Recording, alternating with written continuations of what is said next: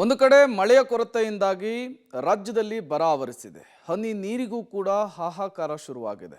ಮತ್ತೊಂದು ಕಡೆ ರಣ ಬಿಸಿಲಿನ ಝಳ ದಿನದಿಂದ ದಿನಕ್ಕೆ ಜಾಸ್ತಿ ಆಗ್ತಾ ಇದೆ. ಈ ನಡುವೆ ಬೆಂಗಳೂರಿನ ಜನರು ಎಚ್ಚರಿಕೆಯಿಂದ ಇರಬೇಕು ಅಂತೇಳಿ ತಜ್ಞರು ಸೂಚನೆಯನ್ನು ಕೊಟ್ಟಿದ್ದಾರೆ. ಯಾಕಾಗಿ ನೋಡ್ಕೊಂಡು ಬರೋಣ ಬನ್ನಿ. ದಾಖಲೆ ಬಿಸಿಲಿನ ಬೇಗೆಗೆ ಬೆಂಗಳೂರು ತತ್ತಿರ. ಬೆಂಗಳೂರಿನ 8 ವಲಯಗಳಲ್ಲೂ ದಾಖಲೆಯ ತಾಪಮಾನ. ಬೆಂಗಳೂರಿನಲ್ಲಿ ತಾಪಮಾನ ರೆಕಾರ್ಡ್ ಬರ್ತದೆ. 3 ವರ್ಷಗಳ ದಾಖಲೆ ಸರಿಗಟ್ಟಿದೆ. ಬರೋಬ್ಬರಿ 36ರಿಂದ 37 ಡಿಗ್ರಿ ಸೆಲ್ಸಿಯಸ್ ತಾಪಮಾನ ಏರಿಕೆಯಾಗಿದೆ. ಇನ್ನು ಬಿಸಿಲಿನ ಬೇಗೆಗೆ ಬೆಂಗಳೂರು ಜನ ತತ್ತರಿಸಿ ಹೋಗಿದ್ದಾರೆ. ಒಟ್ಟು ಬೆಂಗಳೂರಿನಲ್ಲಿ 36ರಿಂದ 37 ಡಿಗ್ರಿ ಸೆಲ್ಸಿಯಸ್ ತಾಪಮಾನ ಆದ್ರೆ ಬೆಂಗಳೂರಿನ 8 ವಲಯಗಳಲ್ಲಿ ತಾಪಮಾನ ದಾಖಲೆ ಬರ್ತಿದೆ. ಬೆಂಗಳೂರಿನ 8 ವಲಯಗಳಲ್ಲಿಯೂ ಬಿಸಿಲಿನ ತಾಪಮಾನ ಏರಿಕೆಯಾಗಿತ್ತು. ಯಾವ್ಯಾವ ವಲಯದಲ್ಲಿ ಎಷ್ಟೆಷ್ಟು ತಾಪಮಾನ ಏರಿಕೆಯಾಗಿದೆ ಅಂತ ನೋಡ್ತಾ ಹೋಗೋಣ. ದಾಖಲೆಯ ಉಷ್ಣಾಂಶ. ಇನ್ನು RR ನಗರದಲ್ಲಿ 36.60 ಡಿಗ್ರಿ ಸೆಲ್ಸಿಯಸ್ ಇದೆ. ಬೆಂಗಳೂರು ಪೂರ್ವದಲ್ಲಿ 37 ಡಿಗ್ರಿ ಸೆಲ್ಸಿಯಸ್ ಇದೆ.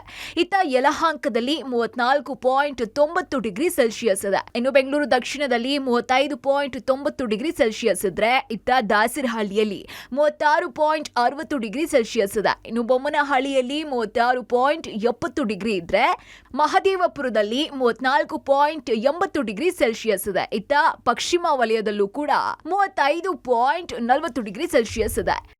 ಬೆಂಗಳೂರಿನಲ್ಲಿ ಎಲ್ಲೆಲ್ಲಿ ಅಂತರ್ಜಲ ಕುಸಿದಿದೆ, ಮರ ಗಿಡಗಳು ಕಡಿಮೆ ಇವೆ, ಅಲ್ಲಿ ತಾಪಮಾನ ಏರಿಕೆ ಆಗಿದೆ. ಎಲ್ಲೆಲ್ಲಿ ಮರ ಗಿಡಗಳು ಇವೆ ಆ ಭಾಗದಲ್ಲಿ ತಾಪಮಾನ ಕಡಿಮೆ ಇದೆ. ಇನ್ನು ಗಾಳಿಯ ವೇಗ ಕೂಡ ಕಡಿಮೆ ಇದೆಯಂತೆ. ಇನ್ನು ಜನರು ಕೂಡ ಪರಿಸರ ಸಂರಕ್ಷಿಸುವ ಕೆಲಸ ಮಾಡಬೇಕಾಗಿದೆ. ಬಿಸಿಲಿನಿಂದ ಎಚ್ಚರ ವಹಿಸಬೇಕಾಗಿದೆ ಅಂತಾರೆ.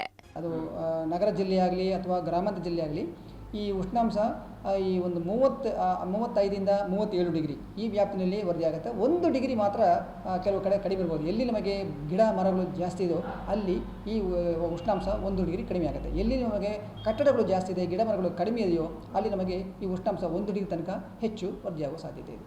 ಗಾಳಿನಲ್ಲಿ ವೇಗ ಕೂಡ ಇಲ್ಲ. ಬೆಂಗಳೂರಲ್ಲಿ ಕಾಮ್ ವಿಂಡ್ ಹಾಗಂತ ಹೇಳ್ತೀವಿ. ಗಾಳಿನಲ್ಲಿ ವೇಗ ಕೂಡ ಇಲ್ಲ. ಅದರಿಂದ ನಮಗೆ ಈ ತಾಪಮಾನ ಕೂಡ ನಮಗೆ ಹೆಚ್ಚು ಅನಿಸ್ತಾ ಇದೆ. ಉಷ್ಣಾಲಯ ಎಲ್ಲೆಲ್ಲ ನಾವು ಘೋಷಣೆ ಮಾಡಿದ್ದೀವೋ ಅಲ್ಲೆಲ್ಲ ಜನರು ಏನೇನು ಕ್ರಮಗಳು ಕೈಗೊಳ್ಳಬೇಕು ಅದೇ ಕ್ರಮಗಳು ಬೆಂಗಳೂರು ವಾಸಿಗಳು ಕೈಗೊಳ್ಳಬೇಕು. ಒಟ್ಟಾರೆ ಬೆಂಗಳೂರಿನ ತಾಪಮಾನ ಅಲ್ಲದೆ ವಲಯದಲ್ಲೂ ಕೂಡ ತಾಪಮಾನ ಏರಿಕೆಯಾಗಿದೆ. ಹೀಗಾಗಿ ಜನರು ಕೂಡ ಎಚ್ಚರಿಕೆಯನ್ನ ವಹಿಸಬೇಕಾಗಿದೆ. ಸಮೃದ್ಧಿ ಮಳೆ ಆದ್ರೆ ತಾಪಮಾನ ತಗ್ಗಲಿದೆ. ವರುಣಾದೇವ ಯಾವಾಗ ಕರುಣಿಸ್ತಾನೋ ಕಾದು ನೋಡಬೇಕಾಗಿದೆ. Lokesh, public TV, Bengaluru.